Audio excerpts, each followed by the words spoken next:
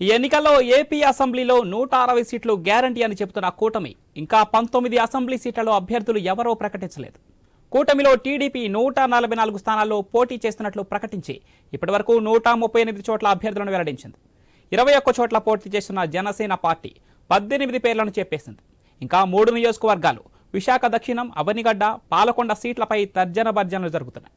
TDP దగ్గర ఇంకా ప్రకటించాల్సిన నియోజకవర్గాలు దర్శి, చీపురుపల్లి, భీమిలి, అనంతపురం, గుంతకల్లు, ఆలూరు నియోజకవర్గాలున్నాయి.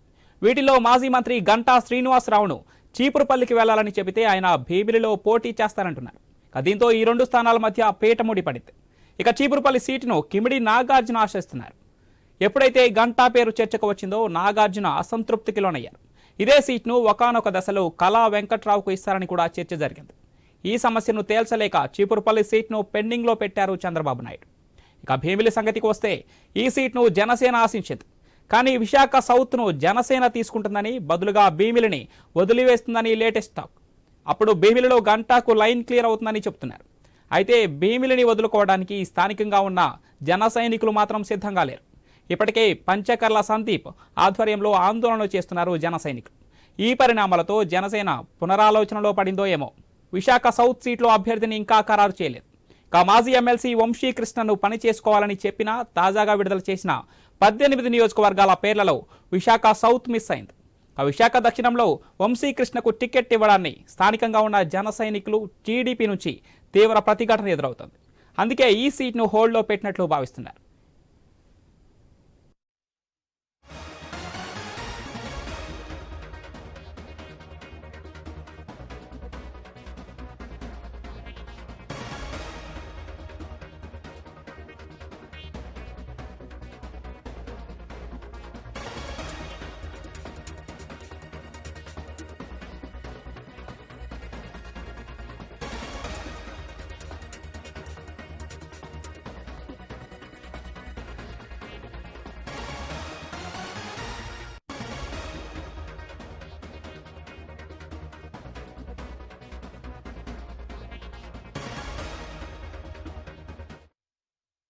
అనంతపురం సీట్ను మాజీ ఎమ్మెల్యే ప్రభాకర్ చౌదరి ఆశిస్తున్నా ఇక్కడ జేసీ బ్రదర్స్ కూడా కచ్చిఫ్ వేశారు. కుల సమీకరణాలు కూడా ప్రముఖ పాత్ర పోషిస్తున్నట్లు సమాచారం. అందుకే అనంతపురం సీటు విషయంలో చంద్రబాబు నాయుడు నాంచుతున్నారని అనుకుంటున్నారు. గుంతకల్లు, ఆలూరు నియోజకవర్గాల సీట్లు మాజీ మంత్రి గుమ్మనూరు జయరాం మధ్య ఊగిసలాడుతున్నాయి. ఈ 2 సీట్లలో ఏ ఒక్కటి జయరాంకు ఇచ్చినా స్థానికంగా ఉన్న టీడీపీ నేతల నుంచి వ్యతిరేకత వస్తుందని ఆందోళన చెందుతున్నారు. ఫలితంగా టీడీపీ దగ్గరున్న ఆ 6 సీట్లలో అభ్యర్థులుగా ఎవరు తెరపైకి వస్తారన్నది ఉత్కంఠ రేకెత్తిస్తోంది.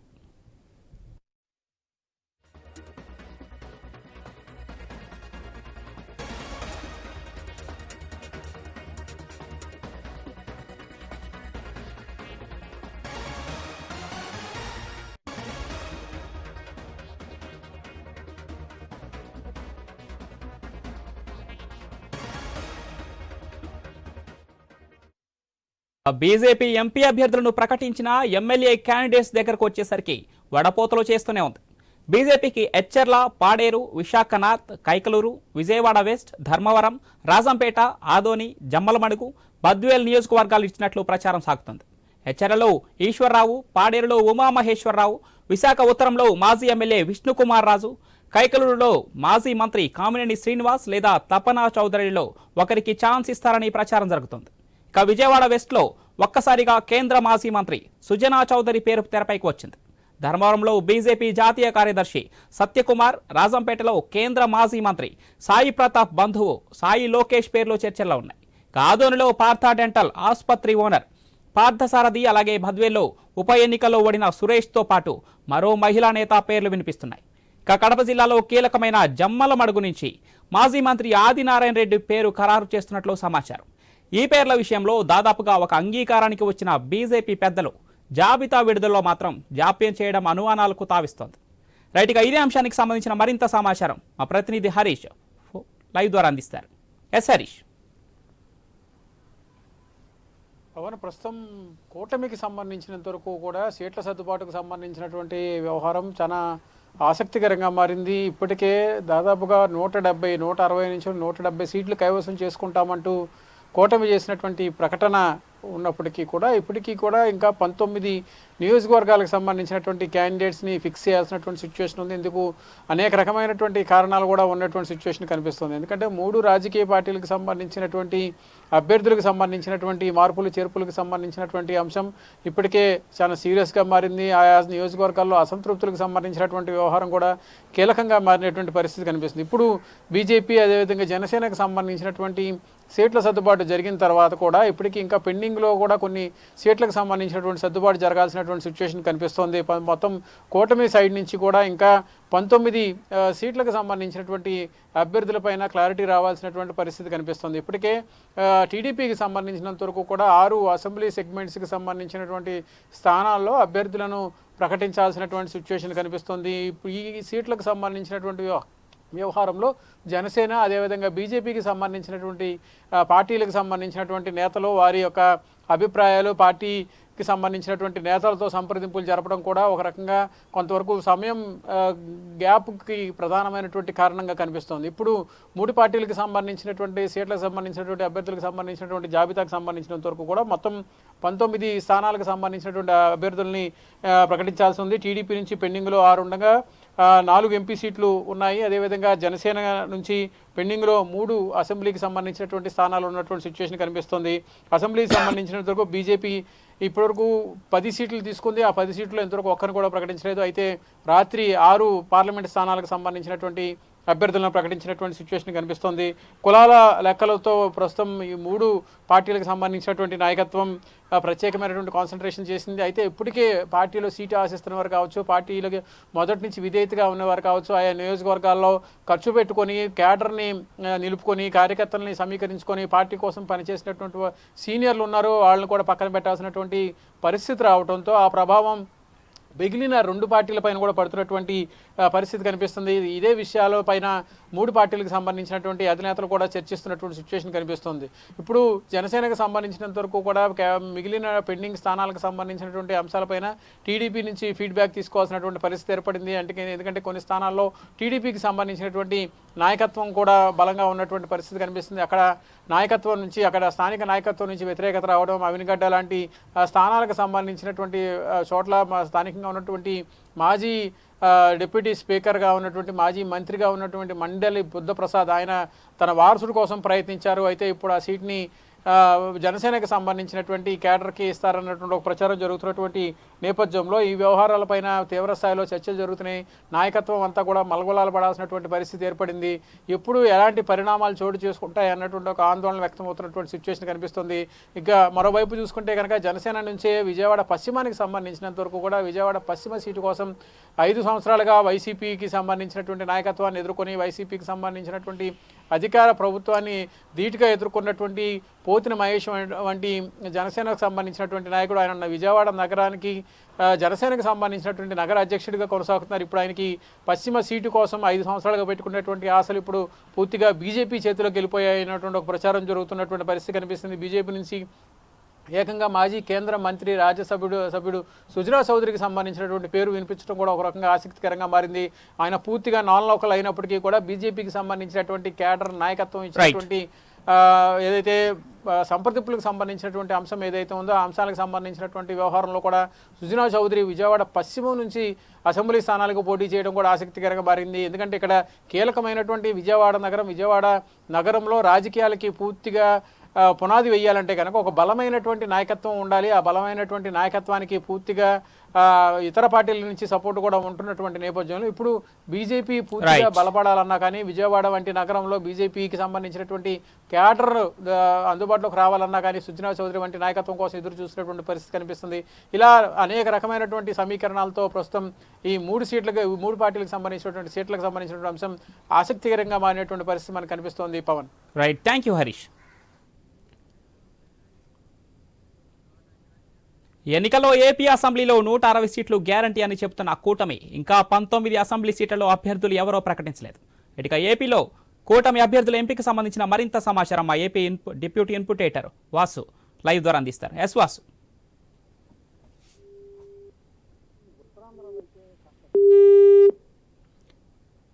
వాసు మీ వాయిస్ మ్యూట్ లో ఉన్నట్టుంది. ఒకసారి ఎక్కువ టికెట్లు కూడా ఇక్కడే కోరుకునే పరిస్థితి కనిపిస్తుంది. కూటమికి సంబంధించి కాస్త గందరగోళం ఏర్పడింది. ఈ గందరగోళం నెలకొన్న మరో 2 రోజులు పట్టే అవకాశం ఉంది. ప్రధానంగా బీజేపీ అయితేనే, టీడీపీ అయితేనే, జనసేన అయితేనే. ప్రధాన జనసేనకు సంబంధించి విశాఖ పశ్చిమ నియోజకవర్గం, దక్షిణ నియోజకవర్గం ఇంతవరకు కూడా ఎవరు కూడా కేటాయించలేదు. ముందు ప్రకటించిన అభ్యర్థిని కూడా ఆయనకి అధికారికంగా ఇంకా చెప్పలేదు. నిన్న ప్రకటించిన లిస్ట్ లో కూడా ఆయన కూడా లేకపోవడం జరిగింది. అదేవిధంగా పాలకొండ, ఉత్తరాంధ్రలో ఉన్నటువంటి పాలకొండ, అదేవిధంగా టీడీపీకి సంబంధించి భీమిలి, పాడేరు ఇంకా ట్రెండింగ్ లో పెట్టారు. భీమిలి గంటా శ్రీనివాసరావు ఇస్తారా లేదనేది కూడా తేలని పరిస్థితి ఏర్పడింది. అదేవిధంగా మిగిలిన బీజేపీ అయితే బీజేపీ ఉత్తరాంధ్రలో ఎక్కువ సీట్లు కోరుకోవడం తప్ప ఎవరెవరిని ఎక్కడ అనేది తెలియట్లేదు. ఇప్పటికే నార్త్ నుంచి విష్ణుకుమార్ రాజు ప్రచారం చేసుకుంటున్నారు. మరోవైపు పాడేరు అభ్యర్థిని కూడా నిలబెడతామని చెప్తున్నారు. మరోవైపు హెచ్ఆర్ల అభ్యర్థిని నిలబెడతామని చెప్తున్నారు. ఈ విధంగా ఉత్తరాంధ్ర నుంచి బీజేపీ ఒక 3 అభ్యర్థులు, అసెంబ్లీలో 3 అభ్యర్థులు నిలబెట్టే అవకాశం ఉంది.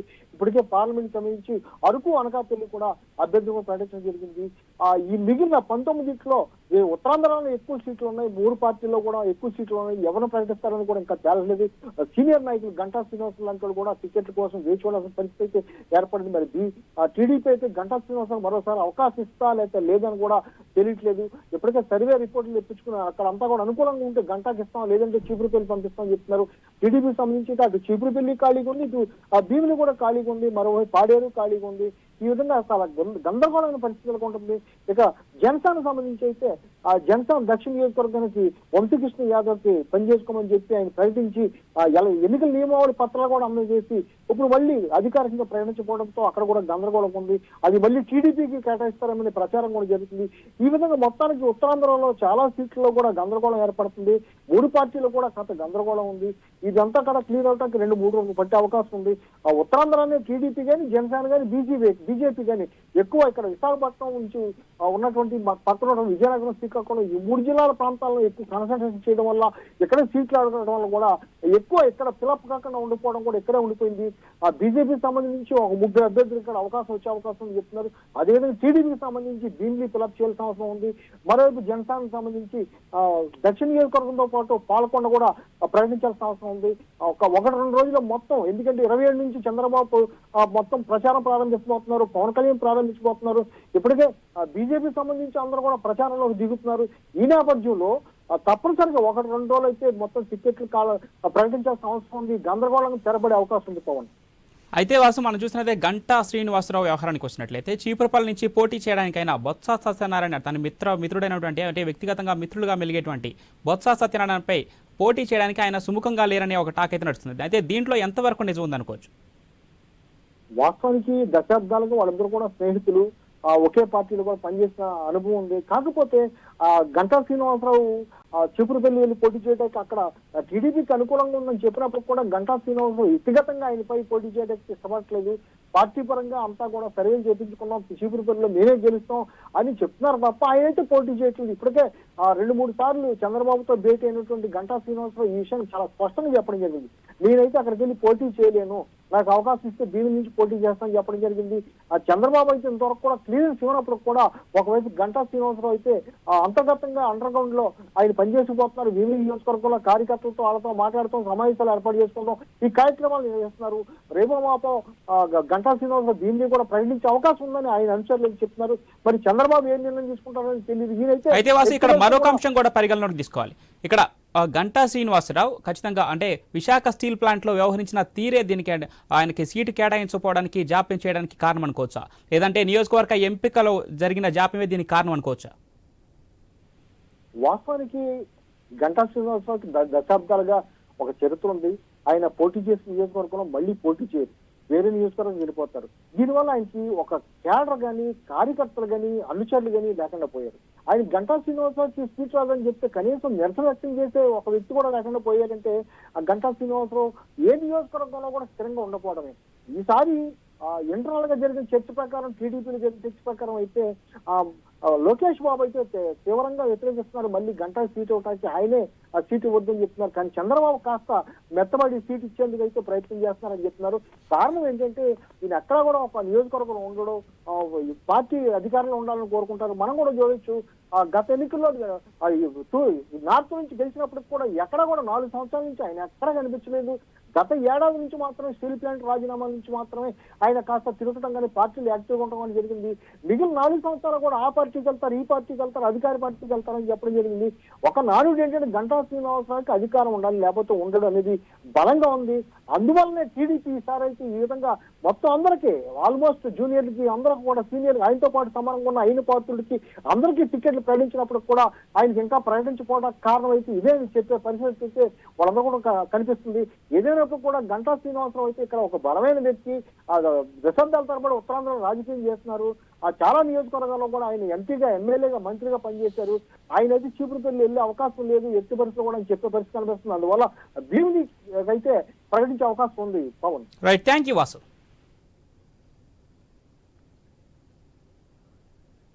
ఈ ఎన్నికల్లో ఏపీ అసెంబ్లీలో 160 సీట్లు గ్యారంటీ అని చెప్తున్న కూటమి ఇంకా 19 అసెంబ్లీ సీట్లలో అభ్యర్థులు ఎవరో ప్రకటించలేదు. ఆ కూటమిలో టీడీపీ 144 స్థానాల్లో పోటీ చేస్తున్నట్లు ప్రకటించి ఇప్పటివరకు 138 చోట్ల అభ్యర్థులను వెల్లడించింది.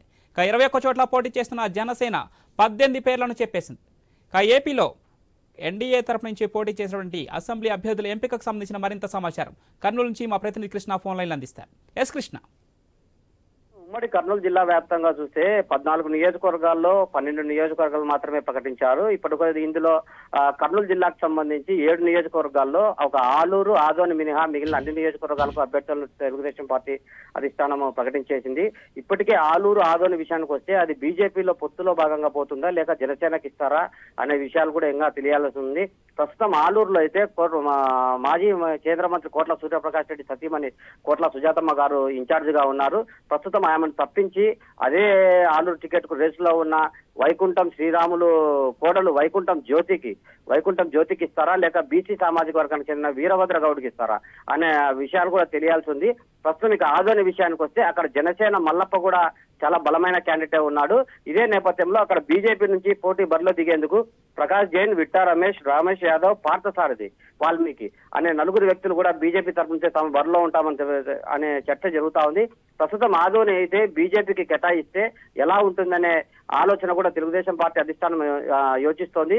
ఇదే నేపథ్యంలో తెలుగుదేశం పార్టీ అక్కడికి బీజేపీ అభ్యర్థిని పెడితే వైఎస్ఆర్ కాంగ్రెస్ పార్టీకి దీటైన పోటీ ఇవ్వగలుగుతుందా లేదా అనే అంశాలు కూడా నిశ్చితంగా గమనిస్తూ తెలుగుదేశం పార్టీ పరిశీలిస్తుంది.